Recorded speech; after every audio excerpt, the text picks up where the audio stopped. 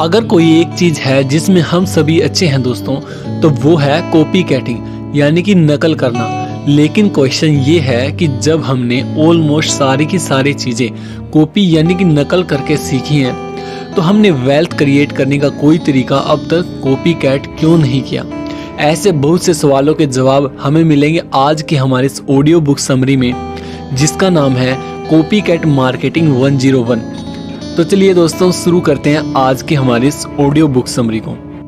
Hello hi नमस्कार दोस्तों, आप सभी का एक बार फिर से स्वागत है सेल्फ हेल्प बुक चैनल पर, जहां पर हम आपके लिए हर हफ्ते लेकर आते हैं एक ऑडियो बुक समरी को, जिसे आप देख सकते हैं और सुन सकते हैं, और अगर आप चाहें तो इसे अपने दोस्तों के साथ शेयर भी कर सकते हैं। दोस्तों आज हम जिस बुक की समरी आपके साथ शेयर करने वाले हैं उसका नाम है कॉपी कैट मार्केटिंग 101, जिसे लिखा है बुर्क हेजिस ने। दोस्तों इस बुक में टोटल 7 चैप्टर्स हैं, जैसा कि आप स्क्रीन पर देख सकते हैं। वन बाय वन हम इनके बारे में जानेंगे। तो चलिए दोस्तों शुरू करते हैं इस बुक के इंट्रोडक्शन से। If you don't like your result, change your approach, यानी कि अगर आप अपनी लाइफ में मिलने वाले परिणामों से खुश नहीं हैं, तो आपको अपने नजरिए को बदलने की जरूरत है दोस्तों।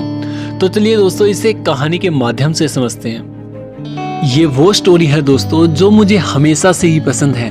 तो स्टोरी कुछ इस तरह से है कि एक बार एक बिजनेस मैनेजर होता है जिसकी उम्र कोई 40 के करीब होती है। उसे पैसों की हमेशा तंगी रहती है, इसीलिए वो एक फाइनेंशियल एडवाइजर से मिलने के लिए अपॉइंटमेंट लेता है ताकि उसे फाइनेंस से रिलेटेड कुछ एडवाइस मिल सके। तो अब होता ये है कि अपॉइंटमेंट वाले दिन वो उस फाइनेंशियल एडवाइजर से मिलने उसके ऑफिस पहुंचता है। उस ऑफिस के बाहर 2 दरवाजे होते हैं दोस्तों, जिसमें से एक दरवाजे पर एम्प्लॉयड लिखा हुआ है और दूसरे दरवाजे पर सेल्फ एम्प्लॉयड लिखा होता है दोस्तों। वो आदमी एम्प्लॉयड लिखा हुआ दरवाजा खोलता है क्योंकि वो खुद एक एम्प्लॉय था दोस्तों। और जब वो उस दरवाजे को खोल करके अंदर जाता है तो उसे फिर से 2 दरवाजे मिलते हैं। उनमें से एक दरवाजे में लिखा था 1 साल में $40,000 से कम कमाई, और दूसरे में लिखा था 1 साल में $40,000 से ज्यादा अधिक कमाई। अब उस मैनेजर की कमाई सालाना $40,000 से कम थी, तो इसीलिए उसने पहला दरवाजा खोला और अंदर जाने पर उसे फिर से 2 दरवाजे मिले, जिसमें से एक पर लिखा था कि 1 साल में $2,000 से ज्यादा सेविंग, और दूसरे में लिखा था 1 साल में $2,000 से कम सेविंग। अब क्योंकि उसके बैंक अकाउंट में बस $1,000 ही थे, तो इसलिए वो दूसरा दरवाजा खोल करके अंदर चला जाता है। और वो क्या देखता है दोस्तों कि वो उसी जगह पर वापस आ गया है जहां से उसने फर्स्ट टाइम ऑफिस के अंदर जाना शुरू किया था। तो दरअसल बात यह है दोस्तों कि अगर आप सेम चॉइस चूज करते हैं तो आप कहीं नहीं पहुंचते, बल्कि वहीं रहते हैं दोस्तों जहां से आपने स्टार्ट किया था।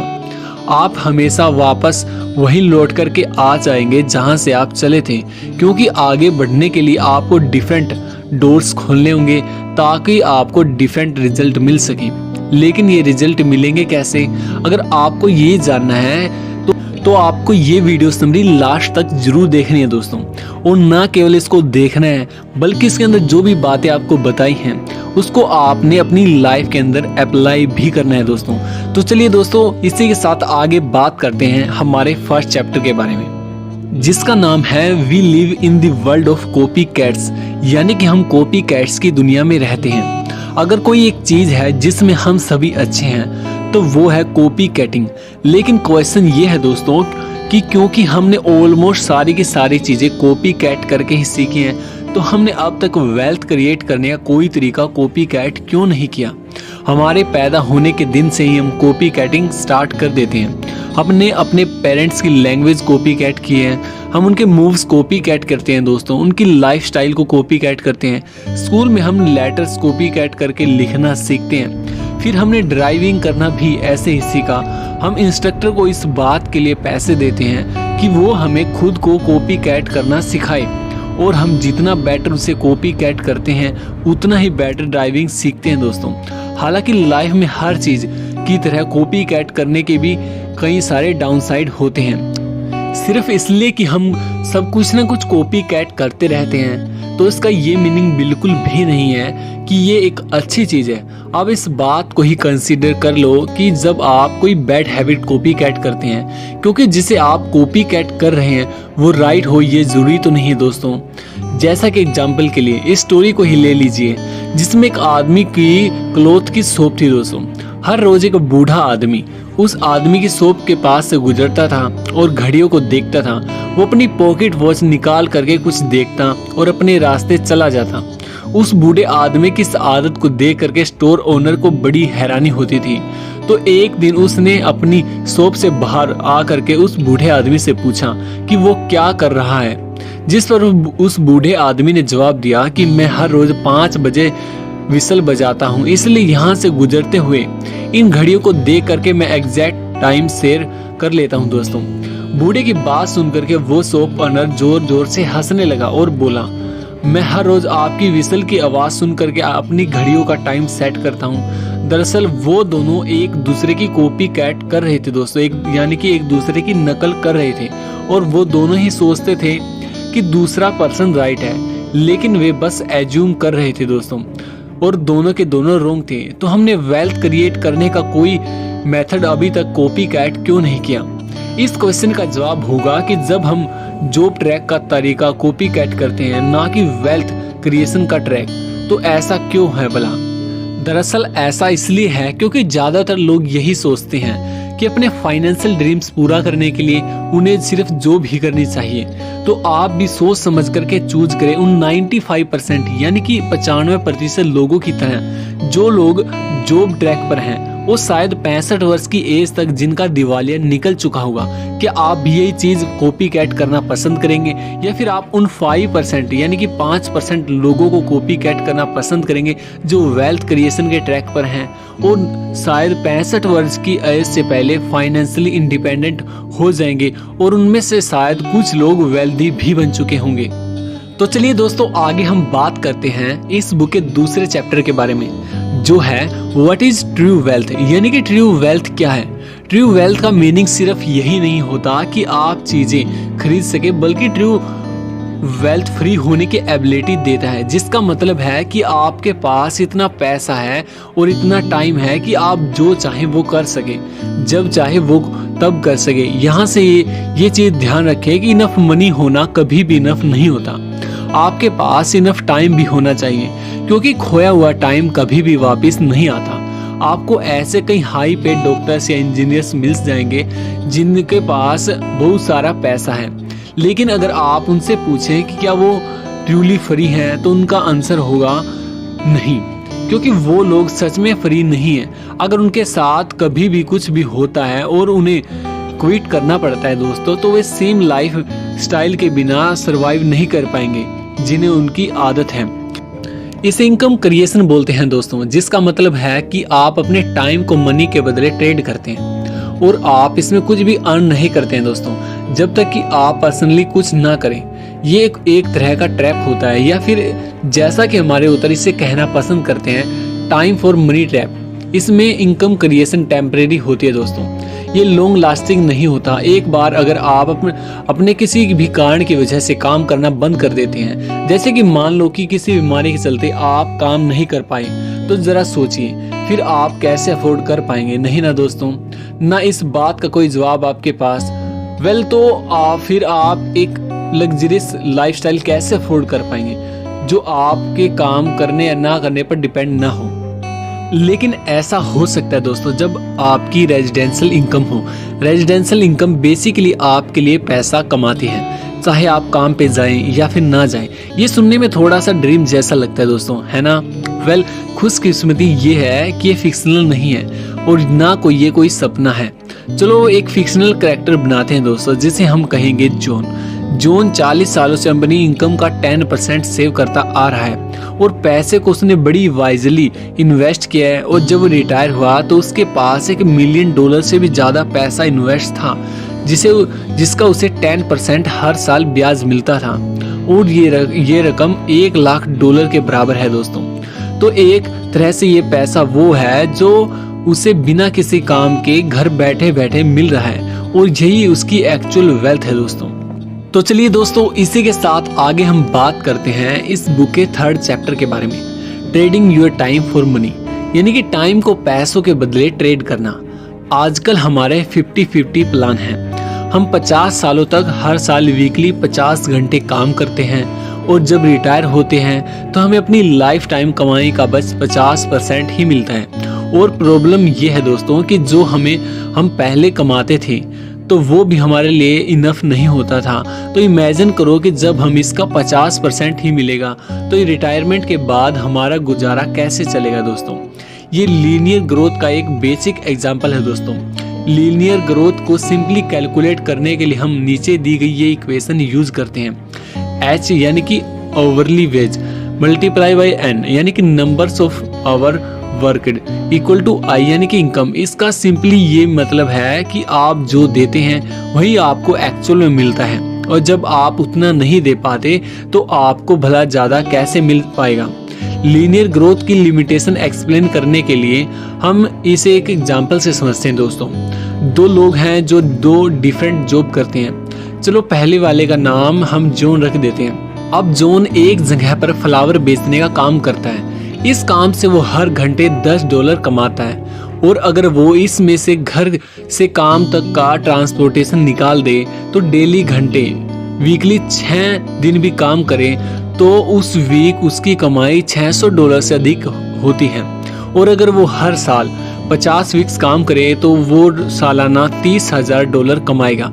तो देखा जाए कि तो ये इतनी कम रकम भी नहीं है दोस्तों, क्योंकि बहुत से लोग तो बस इतना रुपया कमाने का ड्रीम ही देख पाते हैं कि काश वो इतना पैसा कमा पाए। हालांकि हर साल ये $30,000 जॉन की मैक्सिमम इनकम है। वो इससे ज़्यादा कभी भी कमा नहीं सकता, और वो अपनी फैमिली के साथ ज़्यादा टाइम भी स्पेंड नहीं कर पाएगा, और ना ही वो कभी ब्रेक लेता है दोस्तों।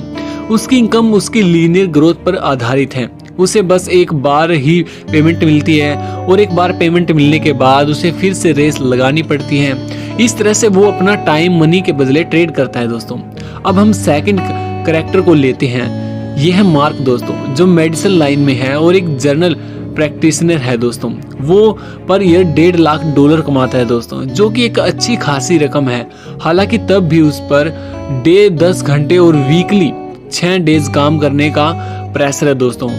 तो दोस्तों इस तरह से वो अपने काम का गुलाम है। वो थका हुआ हारा हुआ काम पर से घर लौटता है और अपने बच्चों के साथ टाइम स्पेंड नहीं कर पाता, और वो ऐसी लाइफ नहीं जी रहा जैसा उसने सोची थी। और असली प्रॉब्लम तो ये है दोस्तों कि आप चाहे अभी साल के $30,000 कमाए या फिर $1.5 लाख कमाए, एक बार अगर आपने जॉब छोड़ दी तो आपकी अर्निंग जीरो है। एक कंपनी का सीईओ काफी पैसे अर्न करता है दोस्तों, शायद $3 मिलियन पर ईयर या फिर उससे भी ज्यादा, जबकि उसका एम्प्लॉइज सालाना सिर्फ $20,000 कमाता है। तो ऐसा क्यों है दोस्तों? ऐसा इसलिए है क्योंकि सीईओ जानता है कि मनी को कैसे लीवरेज किया जाए। उसके एम्प्लॉइज उसके लीवरेज हैं, इसीलिए वो अपने एफर्ट के 100% के बजाय अपने 100 एम्प्लॉइज के एफर्ट का 1% अर्न करता है, और यही चीज लीवरेज है दोस्तों। हालांकि सिर्फ लीवरेज होना काफी नहीं है, आपको ये भी मालूम होना चाहिए कि उसे यूज कैसे करते हैं, वरना ये आपके लिए यूजलेस है। इसे हम नेक्स्ट चैप्टर में आपको समझाने की कोशिश करेंगे। तो चलिए दोस्तों, आगे हम बात करते हैं इस बुक के 4th चैप्टर के बारे में, वर्क स्मार्टर नॉट हार्डर, यानी कि स्मार्ट वर्क करे, हार्ड वर्क नहीं। तो चलिए दोस्तों, 1888 के अगस्त के टाइम में चलते हैं। आशा कैंडल ने $2300 में कोका कोला नाम के एक कार्बोनेट फाउंटेन ऑफ ड्रिंक के एक्सक्लूसिव राइट्स को खरीद लिया था। ये एक बड़ी सक्सेस थी, क्योंकि उस टाइम में ऑलमोस्ट हर ड्रग स्टोर में इस ड्रिंक का एक फाउंटेन हुआ करता था, जहां पर आकर के लोग 5 सेंट में कोका कोला पी लेते थे। हालांकि एक दिन कैंडल ने एक ऐसा डिसीजन लिया जिसने वाकई में हिस्ट्री चेंज कर दी। एक दिन कैंडल का एक फ्रेंड उसके ऑफिस में आया और एक स्मॉल सी फी के बदले उसे एक एडवाइस दे करके चला गया। कुछ देर आराम से सोचने के बाद आशा कैंडल ने उसे फी पे कर दी। उसका दोस्त ने उसके पास आकर के धीरे से कहा, बोतल 8। बस फिर क्या था, कोका कोला की बोतल आने से पहले लोगों को इसे पीने के लिए ड्रग स्टोर पर जाना पड़ता था, इसलिए कंपनी का सारा प्रॉफिट इस बात पर डिपेंड करता था कि कितने लोग कोका कोला पीने के लिए एफर्ट लगा करके ड्रग स्टोर पर जाएंगे, लेकिन ड्रिंक को बोटलिंग करने से लीवरेज क्रिएट की गई। कंपनी ने अपने प्रोडक्ट को बोतल में डाल करके और एफर्ट और लोकेशन को लीवरेज बना दिया था और अब उनका नया प्रोडक्ट बोतल में बिक रहा था दोस्तों। तो कोई भी, जैसे मान लो कोका कोला के 6 पैक का एक फाउंटेन अपने घर में एंजॉय कर सकता है, तो ये होता है लेवरेज, जिससे आप अपना काम हार्डर के बजाय एक स्मार्टर तरीके से कर सकते हैं, या फिर दूसरे वर्ड्स में कहें तो ये एक ऐसा तरीका है कि कम टाइम में ज़्यादा पैसा कमाया जा सके। तो चलिए दोस्तों, आगे हम बात करते हैं लीवरेजिंग थ्रू फ्रेंचाइजी के बारे में, कि कैसे आप फ्रेंचाइजी के द्वारा लीवरेजिंग कर सकते हैं। आजकल फ्रेंचाइजिंग बिजनेस खूब ट्रेंड में दोस्तों। अमेरिका का ऑलमोस्ट 60% सामान फ्रेंचाइजी के थ्रू सप्लाई होता है। ये एक अच्छा बिजनेस है, लेकिन इसका एक बहुत बड़ा डाउन साइड भी है दोस्तों, और वो है इसका स्टार्ट अप कॉस्ट। अब जैसा कि एग्जाम्पल के लिए हर कोई इतना रिच नहीं होता कि $1 मिलियन खर्च करके मैकडोनल्ड की फ्रेंचाइजी ले सके। और सबसे बुरी बात तो ये है कि सिर्फ एक फ्रेंचाइजी से आप अमीर नहीं बनने वाले, इसके लिए आपको मल्टीपल शॉप्स लेनी पड़ेंगी। लेकिन गुड न्यूज ये है दोस्तों कि एक दूसरा अल्टरनेटिव फ्रेंचाइजी सिस्टम भी है, जिसकी स्टार्टअप कॉस्ट इतना कम है कि एक $500 में भी शुरू किया जा सकता है। जो काम आप सिर्फ एक बार करेंगे और उसके लिए आपको 1000 बार पेड किया जा सकता है दोस्तों। अब आप पूछेंगे कि कैसे, तो चलिए दोस्तों, इसका आंसर हम नेक्स्ट चैप्टर में आगे आप सभी को बताते हैं। तो चलिए दोस्तों, आगे हम बात करते हैं 5th चैप्टर के बारे में, जिसका नाम है एक्सपोनेंशियल ग्रोथ। तो दोस्तों, ये बात 88 साल की एक बूढ़ी औरत के बारे में है, जो काफी टफ लाइफ जी रही थी और अपनी रोजी रोटी के लिए वो पड़ोसियों के कपड़े धोने और आयरन करने का काम करती थी, जिसके लिए वो पर बंडल $2 चार्ज करती थी। और वर्ल्ड वॉर 2 के बाद उसने अपना प्राइस बढ़ा करके $10 बंडल कर दिया था दोस्तों। इतने सब के बावजूद भी वो सिर्फ $9000 ही कमा पाती थी।